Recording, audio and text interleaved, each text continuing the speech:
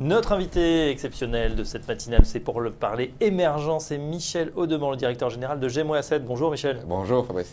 On regarde tout de suite effectivement ces émergences sur lesquelles certaines gestions ont fait le pari et on a vu des flux qui s'inversaient après des années assez catastrophiques en termes de décollecte et de fuite des capitaux. On voit non seulement que les flux reviennent, mais que la performance est au rendez-vous et ça s'alimente, Michel. Ça s'alimente, en effet, il y a la poule et l'œuf. En termes de flux, pour simplifier, il y a eu 20 milliards de collectes nettes sur les fonds actions émergentes ces 2 derniers mois. Ça fait suite quand même à 150 milliards de rachats toujours sur les fonds actions émergentes en 3 ans. Donc il y a 10-15% de ce qui est sorti qui est revenu.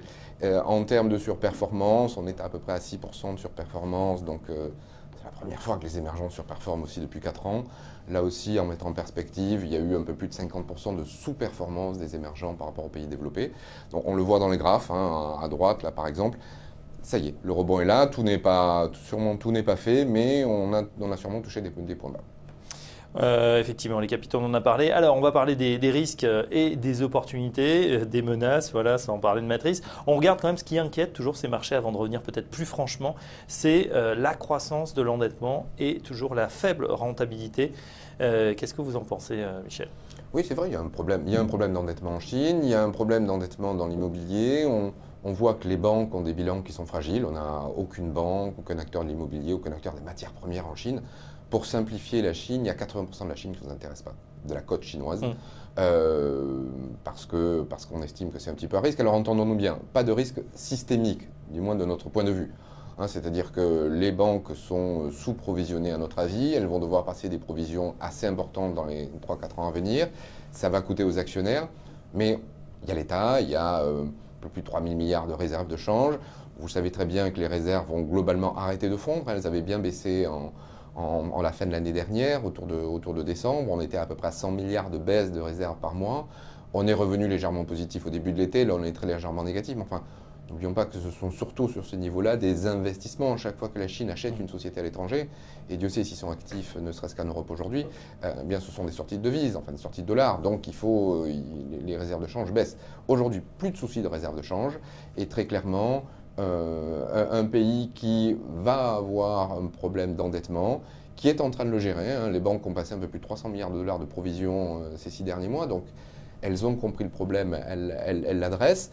Ça va être long, rien de systémique pour nous, mais restez très attentifs, y compris les acteurs privés qui sont endettés. Là où il faut pour nous être très fermes, ce sont les acteurs privés, ou publics d'ailleurs, qui sont endettés en dollars, et on n'en a aucun en portefeuille. Alors 80% de la cote ne vous intéresse pas en Chine, mais il y a un secteur qui vous intéresse plus particulièrement, c'est tout ce qui est technologie et surtout Internet. C'est là où vous pensez qu'il va y avoir le plus de croissance dans les années à venir. Oui, alors technologie, globalement, c'est 30% du portefeuille Gem Equity. Si on regarde purement Internet, on est principalement en Chine. Ayez conscience de deux choses. Voilà, ce bar chart à gauche est intéressant. Vous voyez dans les émergents, aujourd'hui, en bleu, 23% de l'indice émergent de la techno, très comparable, à peine plus, mais très comparable à ce qu'on trouve aux US. En Europe, c'est moins de 5%. Donc, pourquoi? Entre autres, parce que dans le monde Internet, il y a 2 pays qui ont réussi à développer des mastodontes dans le monde Internet, et 2 seuls. Ces pays, ce sont les États-Unis et la Chine. C'est le seul qui puisse rivaliser avec les États-Unis aujourd'hui. Je vous rappelle que, par exemple, notre première position du portefeuille, on en disait 2 mots tout à l'heure, est Tencent. À la base, on le présente comme le Facebook chinois, mais en fait, ils font beaucoup d'autres choses. Ils ont également WeChat, qui est un service de messagerie qui est très, très utilisé, plus de 650 millions d'utilisateurs. Et puis, ils sont actionnaires de JD.com, qui est le concurrent d'Alibaba. Ils sont dans de nombreux secteurs. En fait, ils ont la volonté, on avait parlé déjà sur cette antenne, d'enserrer le client et de faire en sorte que quand le client est sur WeChat, Tencent, il puisse tout faire s'en sortir. Aujourd'hui, 250 milliards de dollars, c'est la 10e capitalisation mondiale, c'est la seule dans le top 10 mondial qui ne soit pas américaine. Donc évidemment, de facto, la première capi chinoise. Pour nous, ce n'est pas fini et on a encore un très bon potentiel pour Tencent, au moins sur les 3 prochaines années. C'est vrai qu'on parle toujours des Google, Amazon, Facebook, etc. Les GAFA, on parlera peut-être un jour de Tencent, Alibaba, autre géant chinois, capitalisation également 250 milliards. C'est vraiment des boîtes gigantesques à l'échelle du pays et ça peut encore grossir puisque, vous le dites, il y a beaucoup de jeunes aussi qui ne passent que par le mobile. Les gens n'ont pas forcément d'autre chose. Par contre, ils consomment énormément sur le mobile.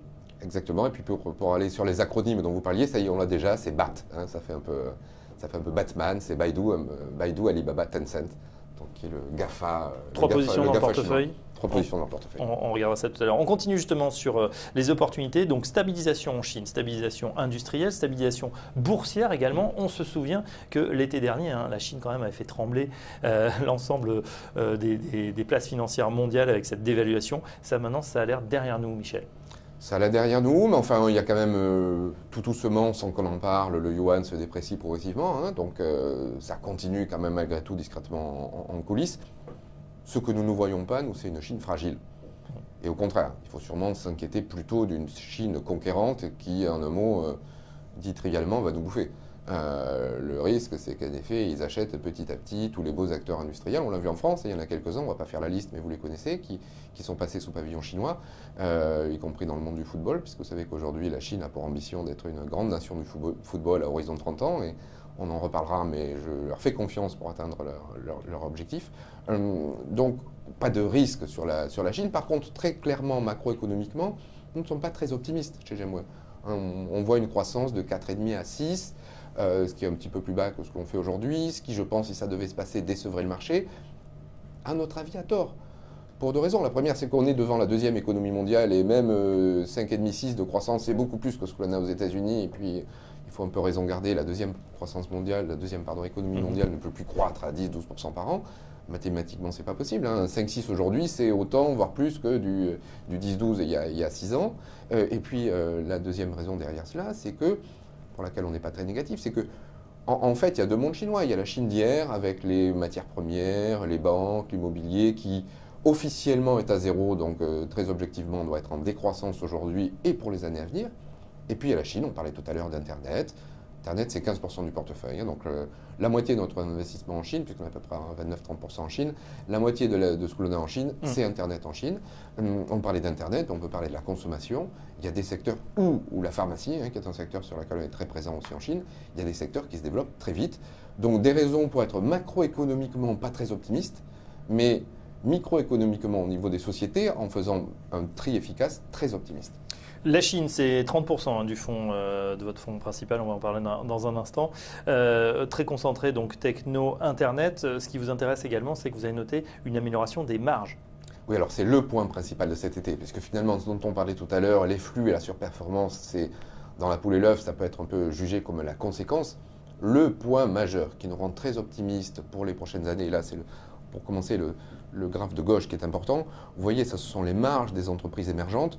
On était sur des 7%, 6,5-7% dans les années c'est 2001-2004.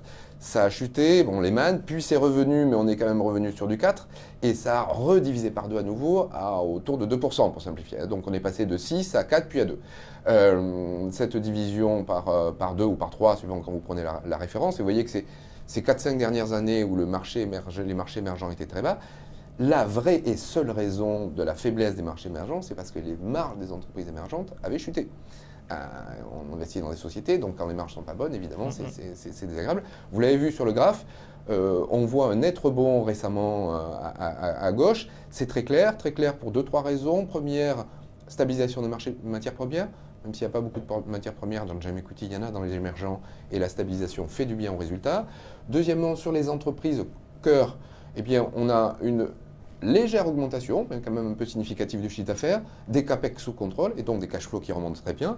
Et puis troisièmement, on en parlait pour ne citer qu'Internet ou la santé, des secteurs qui caracolent. Sur la partie droite, c'est peut-être encore plus intéressant maintenant qu'on a fait cette analyse.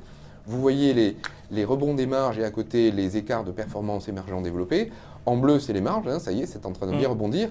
En, je sais pas, marron, c'est l'écart de performance. On a de la marge, c'est-à-dire que ça s'est un peu rétabli, mais par rapport à ces deux courbes qui sont assez corrélées historiquement, ce graphe-là nous rend très optimistes, entre autres, nous rend très optimistes pour une surperformance significative des émergents en 2017 par rapport aux pays développés, parce que les marges se sont rétablies. Pour terminer justement, Michel, donc vous êtes optimiste. Est-ce que ceux qui ne sont pas encore montés dans le train, est-ce que ça présente toujours une bonne opportunité là, pour cette fin d'année et les années à venir ? Alors, notre avis, c'est qu'en termes de momentum, c'est un tout petit peu tendu à court terme. Hein. On a eu des sociétés comme Tencent qui font plus de 30% de surperformance year to date. Il faut laisser respirer un petit peu tout ça. Non pas que ce soit cher en termes de valo. Hein. En termes de valorisation, on est à 25-30% moins cher qu'aux États-Unis ou en Europe. Donc les valos sont intéressantes, mais le momentum, c'est-à-dire c'est allé assez vite, assez rapidement. Il faut peut-être laisser un petit peu respirer tout cela. Ça a déjà un petit peu respiré depuis une dizaine de jours. Peut-être que sur une éventuelle hausse des taux en fin de semaine de la Fed ou sur quelques sondages qui donneraient Trump gagnant, le marché respirera un tout petit peu. 3, 4, 5%, hein, on s'entend pas sur ces niveaux de valo, on ne s'attend pas à du moins 20. Il faut en profiter pour considérer cela comme des points d'entrée. Notre conseil, c'est de ne pas se précipiter, attendre quelques semaines d'ici la fin de l'année qu'on ait des points d'entrée. Tout plein de raisons, celles qu'on vient d'évoquer ou d'autres seront là. Et par contre, il faut avoir de belles positions sur les émergents pour la fin de l'année. Parce que oui, on pense que 2017 sera une très belle année sur les émergents. Merci Michel, vous restez avec nous dans un instant. On regarde du côté de votre fonds en détail. GM Equity, à tout de suite.